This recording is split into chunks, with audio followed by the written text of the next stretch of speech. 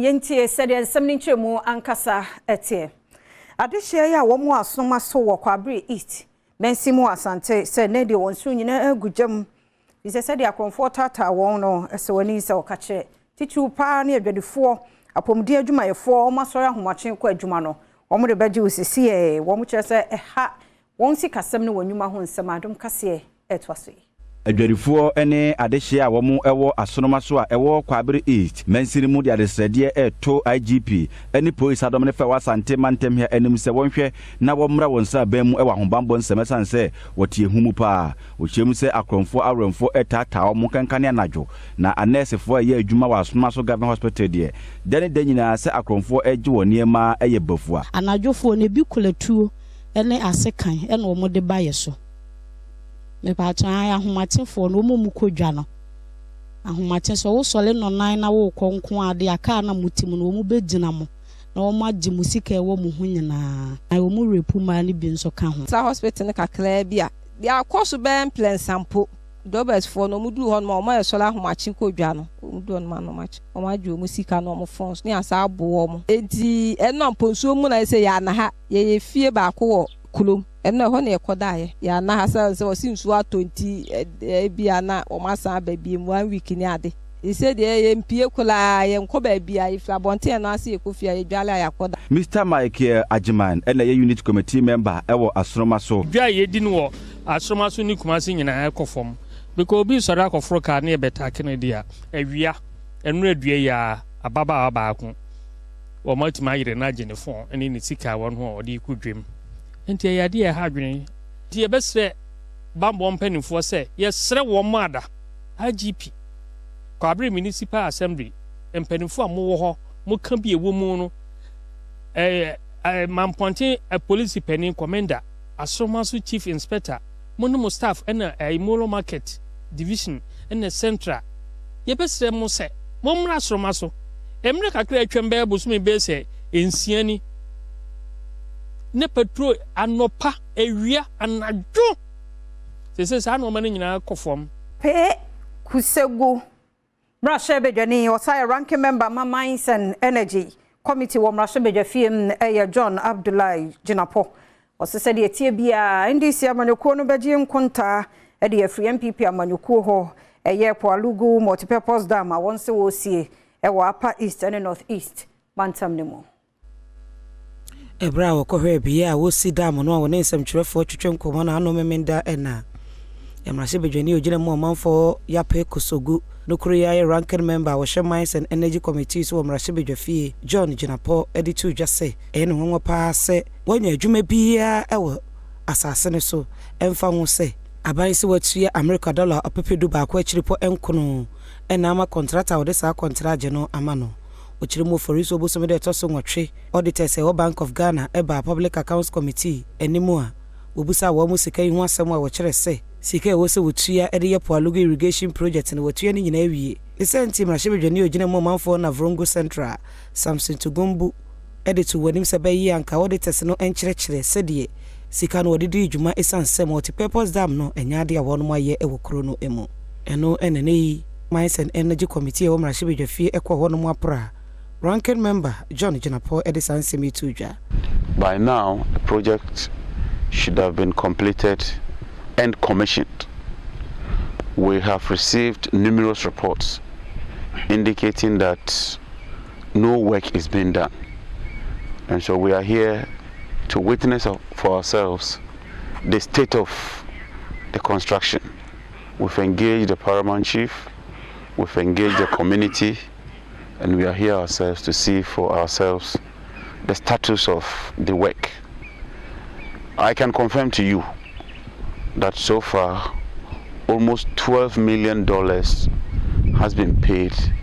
to the contractor. This exchange rate of about 16 CD, that translates to about 192 million Ghana cedis. And as you can see, nothing, and I mean nothing, is being done here. Okade to aso se NDC amanyuko ne edi nkodimu afempini ne aduane na yabato Kasee bekoso yi a obemapo alugu multipurpose dam no aye won mo de hia pa na sika twetwiri di a odema contractor no obu ho akonta with just about 6 months to the election, it's obvious that this project will not be completed. But let me assure you that on assumption of office, His Excellency John Dramani Mahama would ensure that we prioritize this project. Ansem we mo no April bosumene da na to so nwoche wa fi mu Auditor say Free Bank of Ghana eba Public Account Committee ya yebusa woro mo sika $11.9 million a wonde ma contractor say won fa nwie Pualugu Irrigation project no na numu no na Rongo Central mra she bedwani say wo hia nchirechiremu yie pa wo sansem ni mu fi say said wo mo kano Pualugu multipurpose dam ne ade wo hunu hwe wo ho ebia na akosi be foforo into one manche money year no so some Auditor any. Page 23. Somewhere you will see final payment for construction of the Pualugu Irrigation project. Yes. Pualugu Irrigation project, final payment. Final payment for the construction of the Pualugu Irrigation project. The question is, I thought probably before payments are made, contractors present certificates. Because when you get to Pualugu, there's nothing there. There's no even a pole. There's no even a signboard. And if the contractor is taking $11 million, there's nothing. There is no even a what do we call it? Like a container. You can't even see the project site. So what certificate was presented before this money was paid? That's my question. Oh. Let him answer. I want to know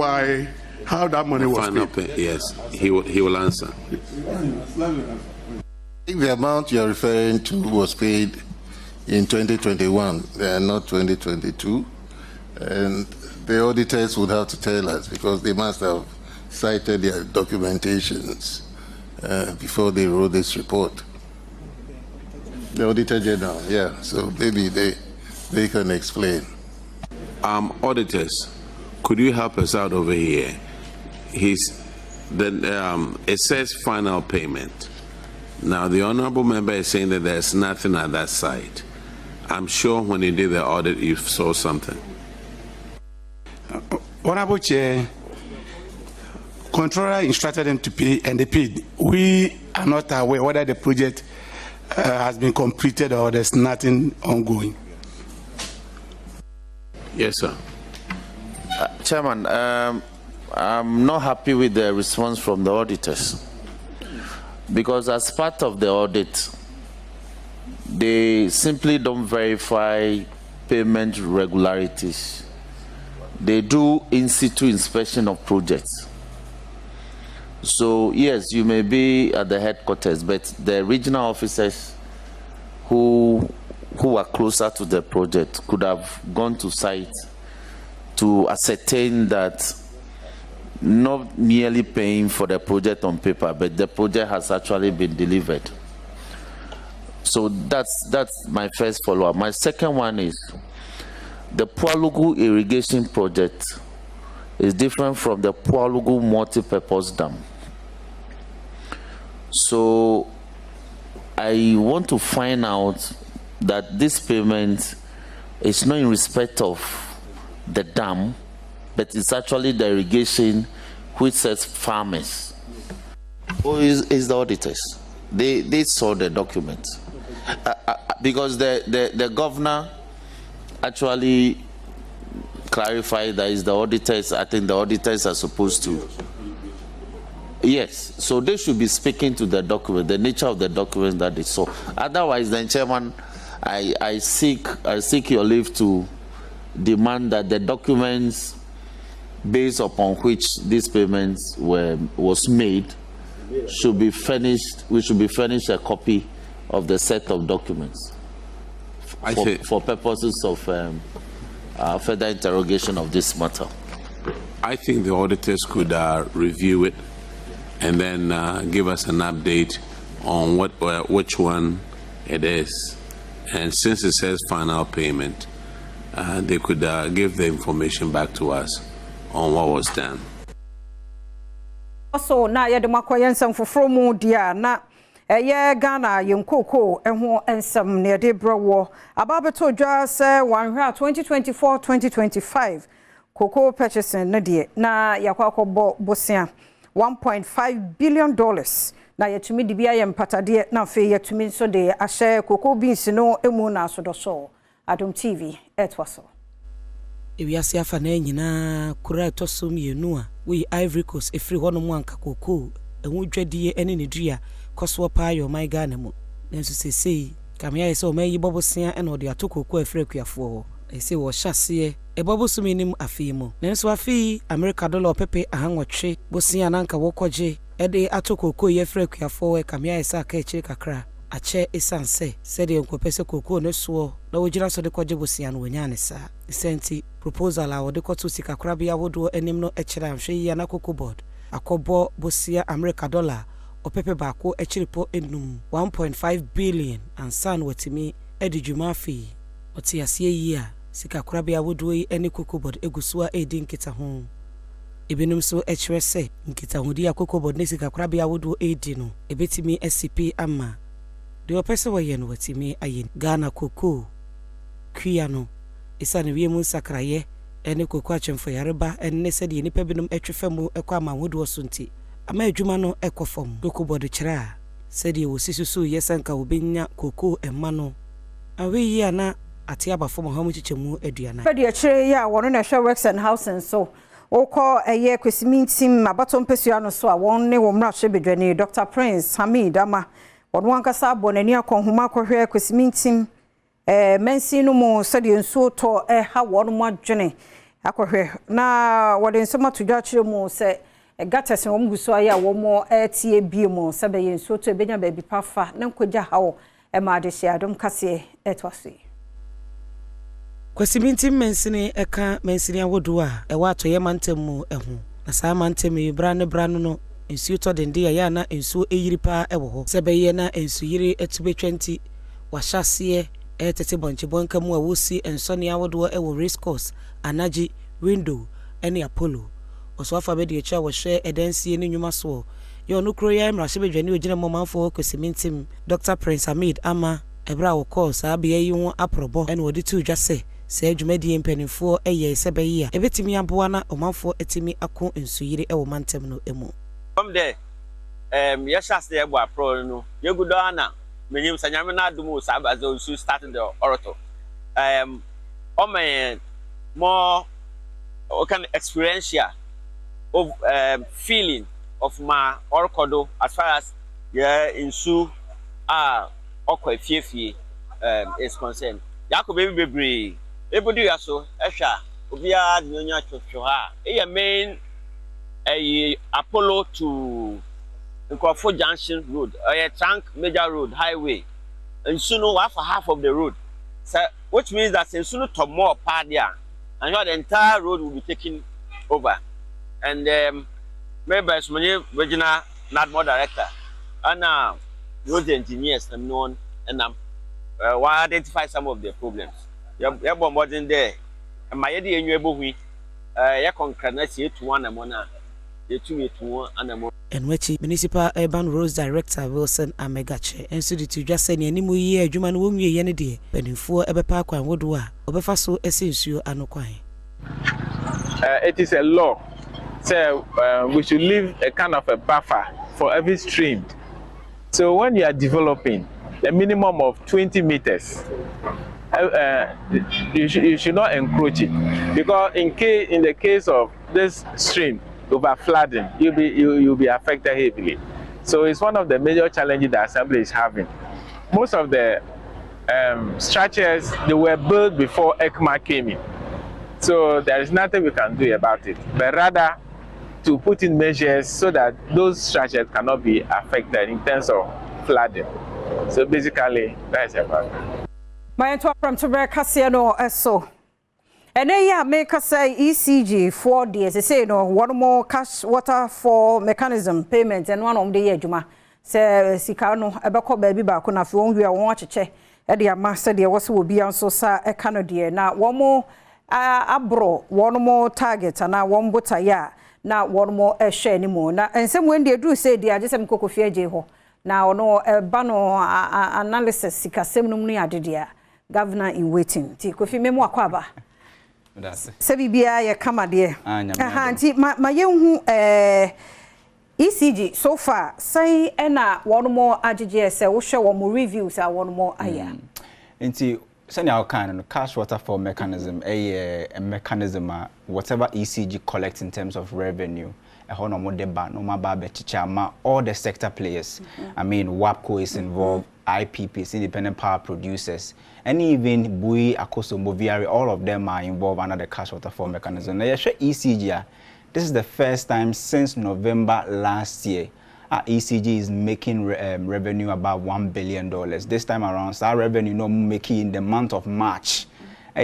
approximately 1.003 billion Ghana cedis. So 1.03 billion Ghana cedis na omoba check for all the sector players to enjoy. Now yesha we your first time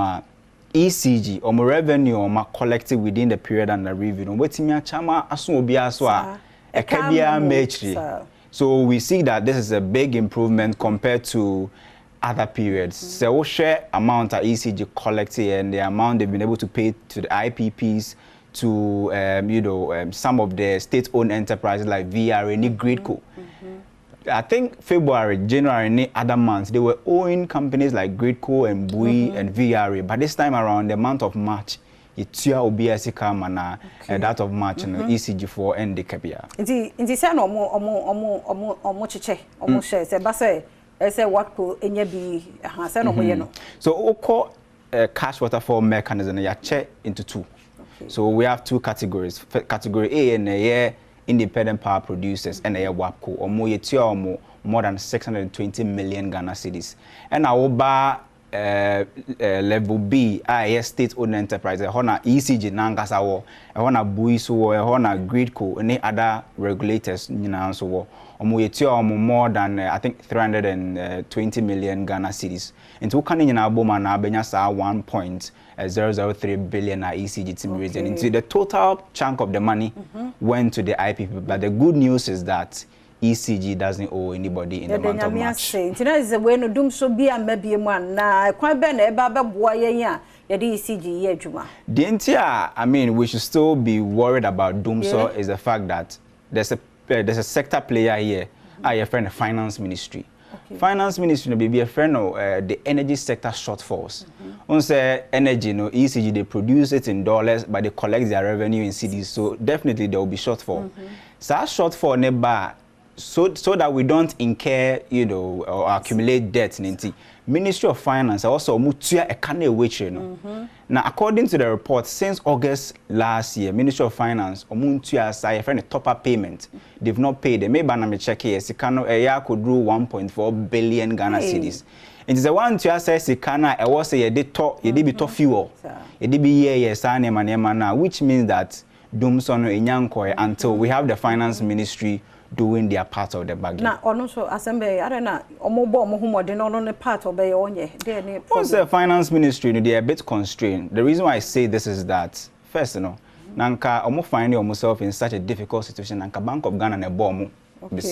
Bank of Ghana and so under IMF program. Ya teacher months I say more pasika bia finance ministry. Into finance ministry you chop what you generate. And now previously they can go to the bonds market to borrow. Right now because of DDP in bonds market ni titibe unkwana treasury be unkwana omudi money atoswa omo borrow from there. So the finance ministry is a bit constrained at the moment. This year energy sector shortfall is about 23 billion Ghana cedis. But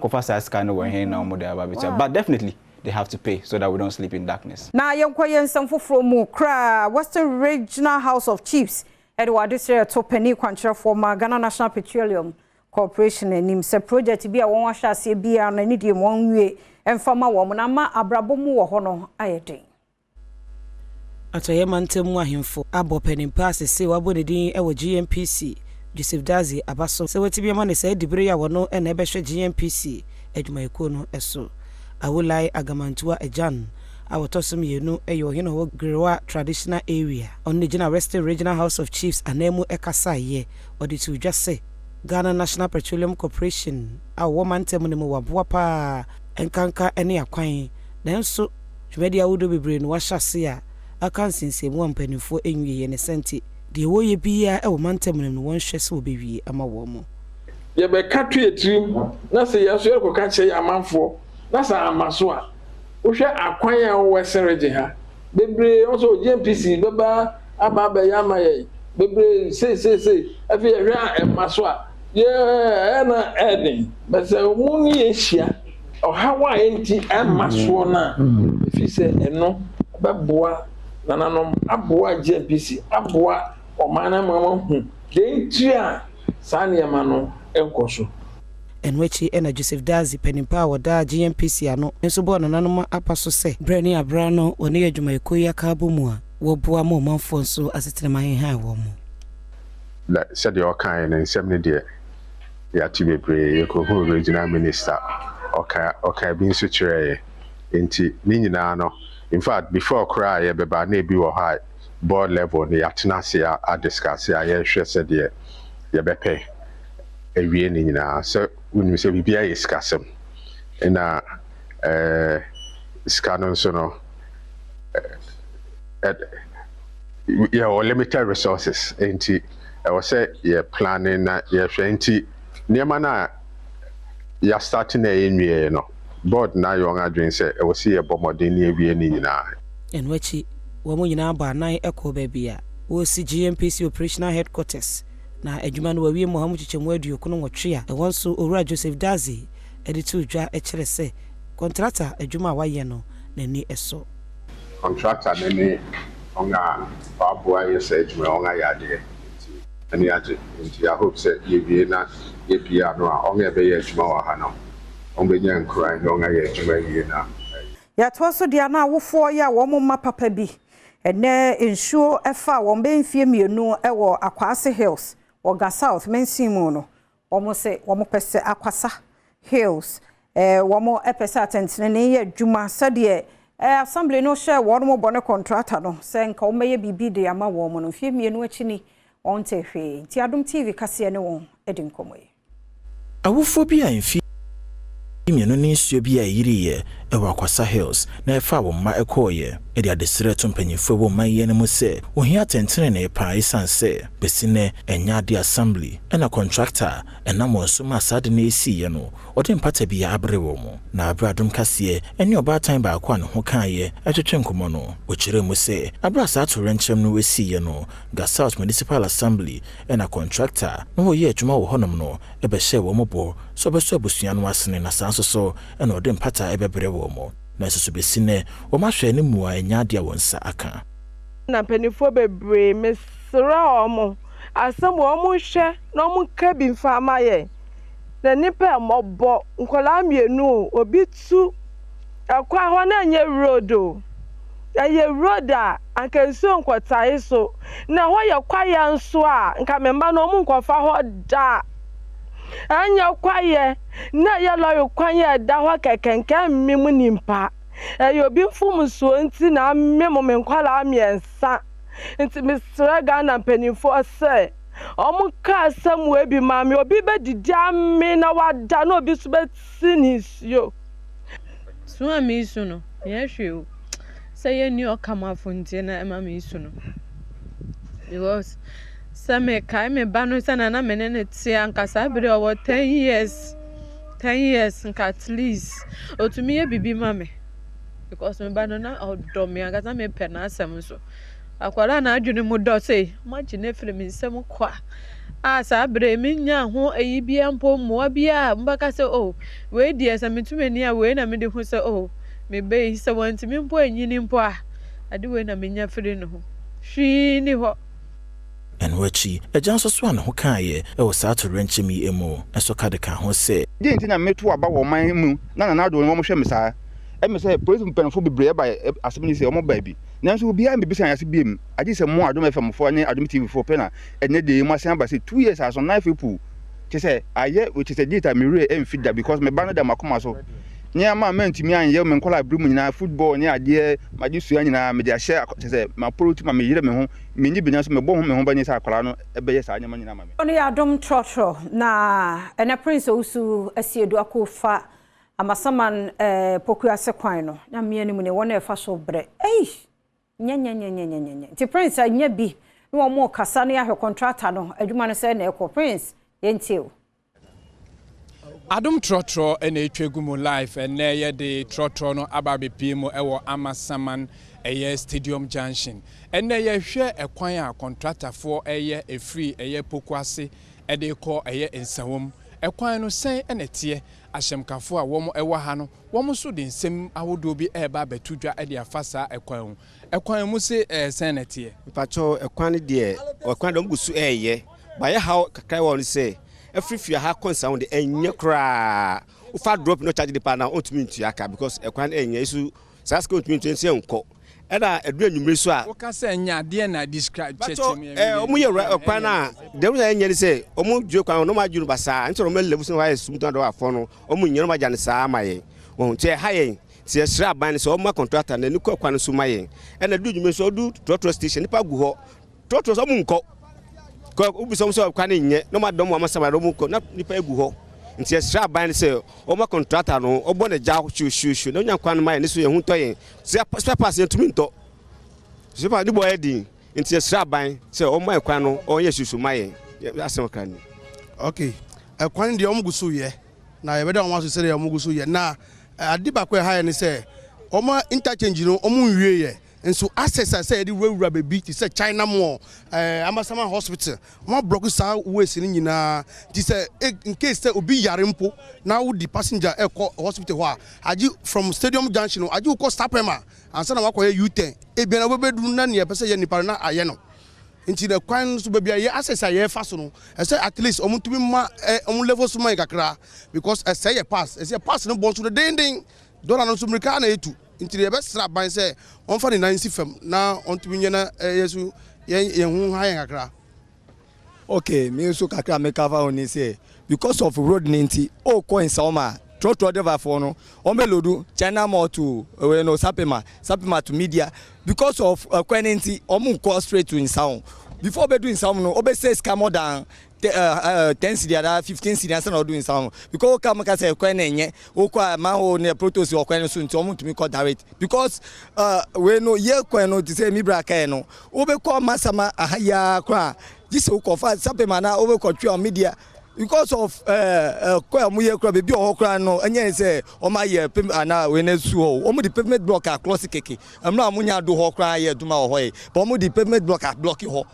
instead but all if you on yesu ye tumi fa hoko bebia masama na media side ono ye tumi ye baba yo me so me ha kakra ha me se kwan no se de enuan mo nyina ye ka no omo ye na ya omo ye no so kire se ye hwe from Amasama police station to China ma ye hwe the local accident asisi e moja hwegu wo kwan we so nya moja ketwa enti ye som sa say good contractor no sa wo ye kwan na sa ebia vehicles no kwa so utimi level ba bi na de mayen na ye tumi de cars ne fa so ensu etotoi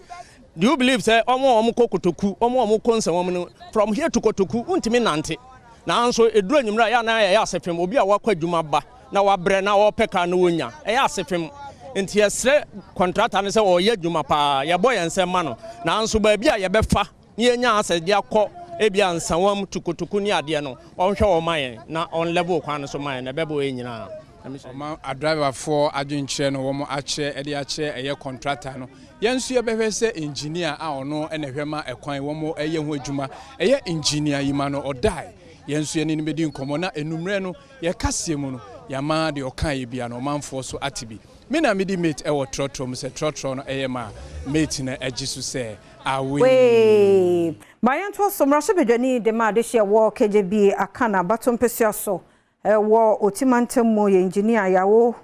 gomado ene wono a de so abofom a ye ba besi technical and vocational school wo dodo amanfro ma Adom Kasee etwase Mrashebedwani ya wejune ma wona ewo KJB akan peswa no ewo timantam ne emo engineer ya wogomado ede dwumadie bi ahyehyɛ so a eba behwe se basic technical and vocational school foforo ede ma wona ewo dodo amanfrom na sa dwumadie wo kyera Alsabil Foundation Africa ena omude musika so asne ya no botaye ne se mabuno a wo mo ewo sampota ne mo no ode omo be fansa no dwuma tete ye ne nkyerɛkyerɛ emu na wo dwumadie a impanyefo hyehyɛ so no ase no engineer ya wogomado ekyerɛkyerɛ mu di nti a obese osi technical and vocational school ewo mo mpota ne mo.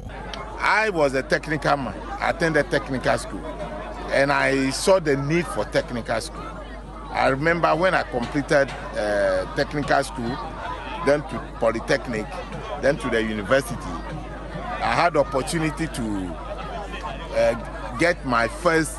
employment in Singapore because I was just good. This is what I want to bring in here because when you see the town, most people love to do catering, hairdressing, seamstressing, building and construction, automobile.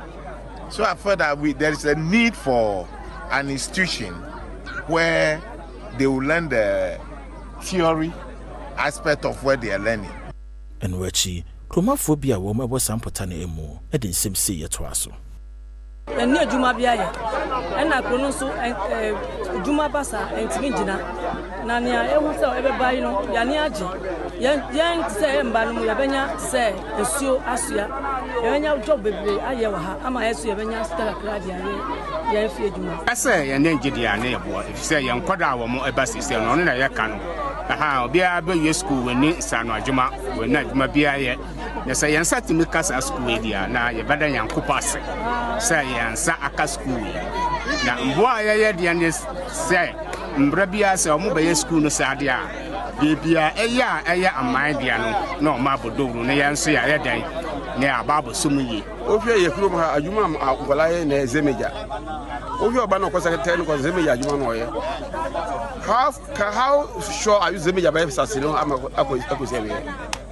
ndan kola no ezo munya bi SSS be omo bi Jesus say zemeja no ye ndi wo school bit etise ya ebe bosu nkwara mura no wa technical obe technocrat onwo ya dwuma de afega na man election headquarters kokromoti power dedaw enwa na wohia uti di no kwanza uduguma emanu so yede wonti na yede abato ho nsamo brawe mrashebedwani ma de hye wo saudai abato mpesua so wo from montamo ya Roxen Nelson dafia mapo obontrene se de ne mekeka kro no de gise komisa wo sha abato ho nsam so je mensa wode ne ba mrashebedwafie no beyi nsamfo bia no tichu sika parliament gitumu se wonfa nipa no ne ade na limited voter registration exercise no intime nkoso boko hu ne se enkoyie sa Adom Kasee etwaso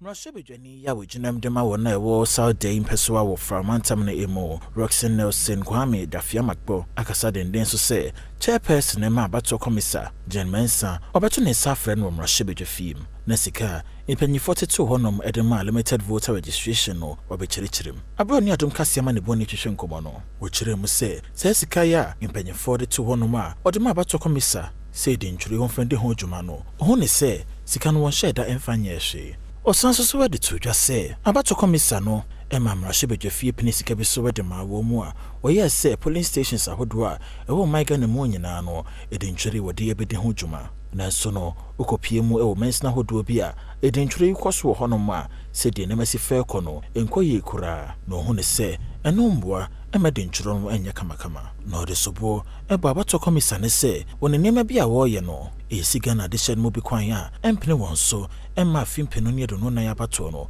omofo hu enhyemo bi na enya no ko a osaka sae kire mu biem se Ghana de shed mu bi wo no ma obreye pansa na de ntwere de won ho ahyemo bi esan se mia abato komisa etwetweden ne ba bia wo mote no emu eware pa enya sem kuma na enam we nyina nti eno ho na de hia se wo so to ne sa efren Mrashebedwafie na de ekoso de ntwere ne mu no odi monchire mu abetudwa voters voice and NDC MPP amanyokuo no emebia yikohia wo workers college so bia ekire na dwen fa won franka tufuo ho no won hyehye ya won de asi wani so wa abato a edaye ni mu afi mu a AdomTV etwaso Mampeni dadaw GM also about two Kitasi no ase Oman Peninda Dow John Oman Peninda Vice President Alhaji Mahama Mahadu Maumia on this Oba Obotu ase Sam Kofutu minti was him ya work bi ase Oman Peninda which is Mahadu Maumia Vice Maumia who dey say adu ti bibi suntu botu mu aka bibi who kan ebotu ma ye adwuma no no podi say no wa ba na okọ na san ko futu mu kasa ase mi ya say mu bu ante say Ghana ya mu fra bi na mu di ho agoro keke wo wutu se si a wonim ne ekọ no wo mbom na chese wo den wo ma ho so nom no oba no so ohun se den osumesi ba obeyesi na say se wo jana kasa ase mi dia yan dia sometimes media minimum ya adwen mo mbenu ni amene obi an ya adwen dwo mama wonso aba be di bida na okọ mo be ye ya na onso ba ye oye na wo posu mpo dia wo ti so nti wo ye bibi ni yanko afedu wo jan na say ran na wo be ye bibi a ye bibi ni yanko kasa fi ada braka mati se ba mi ase oba betu katasi she ni proye ase ena mama nso se ono so ye to abama na oba ono so ba betu katasi ni proye ase na ba mi ade betuma kase ono otisu dada aka obibi ya aka tumi aka 8 months ana 9 months aka onye action bia na onye bibi emfa ansana ya tumi ahun se ebia oba obetuma to ase ana ontumi to ase because who was dada we are vice president who was dada utumi ye bibi fa ho a betu say mawe okay wajina aka say obetuma ye den ato ase oh 9 months aka wa ye bibi afa ho because se bola obi onu so bola nkan hanom onu odi sika more than enya sika kitwa oda ko che ni fie mutumi kan ho hwe masada musu uba omiani former president Akufo-Addo matwa agi no sika o wi na mu disika na man back o hwan so a Ghana so enya sika ye o schools bebre omuti biase nkran bebre wo nkran bebre so e krase aska no betumi asi school da be 20 ana 30 school oh Ghana ha aska no amuda che no back so on fa ne sika nko wa fa ne ho edi nti wa otisui krono katasheni krono e koso si untumi ya hunhwi va untumi yesi president untumi ya hunhwi e be dey ato abama o mimbra mama so mama no obi anu se wono wa ibida fa mi to me no obetma because afasa ono wa ibida wa so da nti obetma to ase corruption dey say be free Ghana there me menjin dey say corruption be free Ghana I just say revolution be happen answer na corruption e free Ghana omumienu ni nyina omu party abedi so pain ma still a corruption e wo Ghana hate ti me madwen a me che ni say I say enyo obi fufura oni party mienu ni nyina mu say military who or the baba take over Ghana eno de me metuma dia to mu say ti say esi wo Burkina no eni Niger no sa de corruption betumi free Ghana enye sa de a omumienu nyina menjin de so metumi I fight corruption. And that's the afternoon. I was saying, Hamwa Kwaba, Ransom say, Yade, I would even some broad area or Premtobre Kasee, so my summer fee, Madame Red Ho, and in Eddie Nibia Red Mashadadi, we next down, Everton. It's a red. Now, I shall say, Tempasona, yet the FA Cup, and Ultimate say yes, and Yasam Ketwakra after 7 Manchester United, Manchester City share no, beyond Tepium. Kotoko actually has to focus on a camp, you know, Kumasi Babaya Sports Stadium. Na 2-0 no, ubi ye na yi, Kotoko 4, FI Park, and that's why I could ye na fa. Now, what ye na ye most Soluku. So much has, Jenny Yena say. Ni suluku tin tin tin tin tin tin tin tin.